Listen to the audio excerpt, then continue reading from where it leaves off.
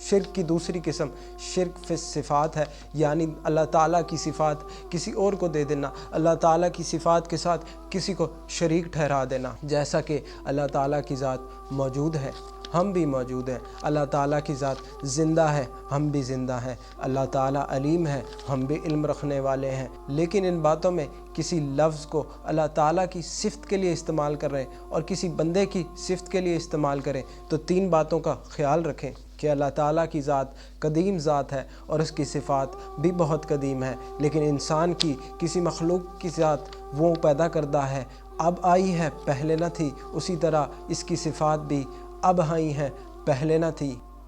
دوسری بات، اللہ تعالیٰ کی ذات از خود ہے، خود ہی قائم کردہ ہے اور اس کو کسی کی ضرورت نہیں، اسی طرح اللہ تعالیٰ کی صفات بھی از خود ہیں، کسی نے بنائی نہیں۔ اسی طرح انسان کی ذات مخلوق کی ذات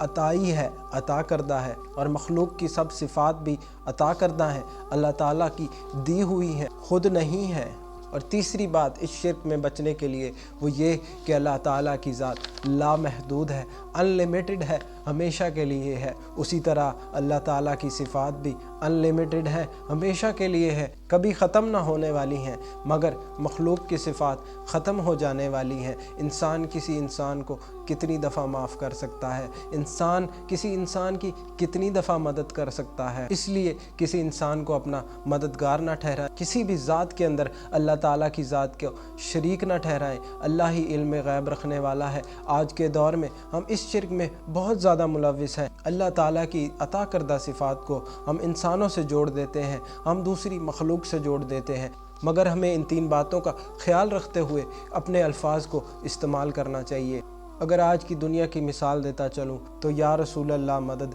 یا پجتن پاک مدد، یا علی مدد، یا غوث پاک مدد، یہ سب شرکانہ الفاظ ہو جاتے ہیں اگر ہم ان تین باتوں کا خیال نہ رکھیں۔ ایاک نعبد و ایاک نستعین، ہم تیری ہی عبادت کرتے ہیں اور تجھی سے مدد مانگتے ہیں۔ علم غیب بھی اللہ تعالیٰ کی ہی صفت ہے، کسی سے ذائچے بنوانا، کسی سے نام رکھوانا، کسی سے نمبرنگ کر کے اپنی ڈیٹ فکس کروانا، کسی ستاروں کے حال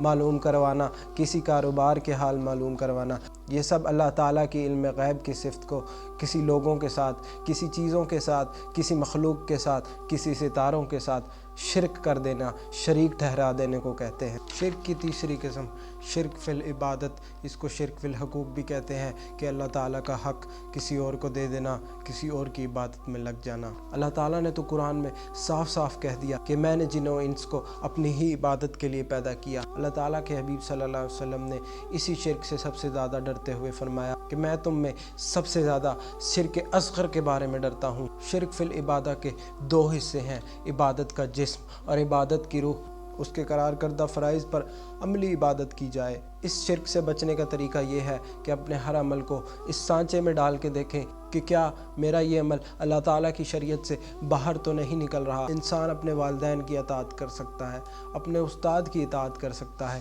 بیوی اپنے شوہر کی اطاعت کر سکتی ہے، مگر اس کو دیکھنے کا یہی سانچہ ہے، یہی نسخہ ہے کہ کیا وہ اطاعت اللہ تعالیٰ کی شریعت کے اندر ہے، کہ تم پر فرض ہے کہ تم اپنے والدین کی ہر بات مانو سوائے شرک کے۔ اس کی سب سے بڑی مثال آج کل جو ہم سب میں پائی جاتی ہے اسے شرک فی النفس کہتے ہیں، یعنی کہ فجر کا وقت ہے، اللہ کا پیغام آ رہا ہے، حی علی الصلاۃ، الصلاۃ خیر من النوم، مگر نفس کہتا ہے کہ سویا رہ، میری بندگی کر، اس اللہ کی بندگی مت کر، اس کے احکام کے الٹا چل، میری بندگی کر، تو بندہ اس کو اپنا الہ بنا کر اس کی بندگی میں لگ جاتا ہے۔ قرآن اس معاملے کو ان الفاظ میں بیان کرتا ہے کہ کیا تم نے اس کو دیکھا نہیں جس نے اپنے خواہش نفس کو اپنا الہ بنا رکھا ہے، اپنا معبود بنا رکھا ہے۔ آئیے اپنے آپ کو اس شرک سے پاک کریں، لا الہ الا اللہ کی مثال بنیں، اور عبادت کی روح یہ ہے کہ اس سے محبت کی جائے، خلوص کے ساتھ اس کی بندگی کی جائے۔ خلوص نکل گیا تو عبادت ضائع، ریاکاری آ گئی تو عبادت ضائع۔ ایسی نمازوں کو، ایسے اعمال کو، ایسے صدقات کو منہ پہ دے مارا جاتا ہے جس میں کسی اور کی تعریف حاصل کرنا مقصد بنا لیا جاتا ہے، دنیاوی انعام حاصل کرنے میں کسی اور کو شریک ٹھہرا لیا جاتا ہے۔ آپ محبت کریں، والدین سے کریں، بہن بھائیوں سے کریں، اپنے بچوں سے کریں، مگر اللہ کی محبت سے زیادہ نہ کریں، ان کی محبت میں گناہ میں شامل نہ ہوں۔ اہل ایمان وہ ہیں جو اللہ تعالیٰ کی محبت میں سب سے زیادہ شدید ہیں، اولاد کی محبت میں گناہ نہیں کرتے۔ یہ وہ خفیہ شرک ہے جس سے ہم سب کو آج بچنے کی ضرورت ہے، ہمیں ریاکاری سے بچنے کی ضرورت ہے۔ آئیے اس گناہ کبیرہ سے توبہ کریں، اپنے اعمال کو ضائع ہونے سے بچائیں، ان کو سمجھیں، دوسروں کو سمجھائیں، اور لگاتار اپنی موت تک یہ کوشش کرتے رہیں کہ یہ شرک ہمارے دلوں میں نہ گھس پائے۔ اللہ تعالیٰ ہمارے ہر روحانی، ہر نفسیاتی، ہر قلبی شرک سے ہمیں دور فرمائے، معاف فرمائے، اور ہمیں آئندہ اس سے بچنے کی توفیق عطا فرمائے۔ السلام علیکم ورحمۃ اللہ۔